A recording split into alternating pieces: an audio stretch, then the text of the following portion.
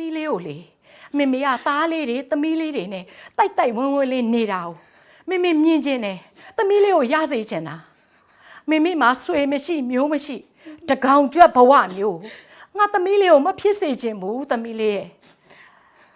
မောင်ကောင်းမြတ်မင်းနဲ့ငါသမီးလေးယူကိုယူရမယ်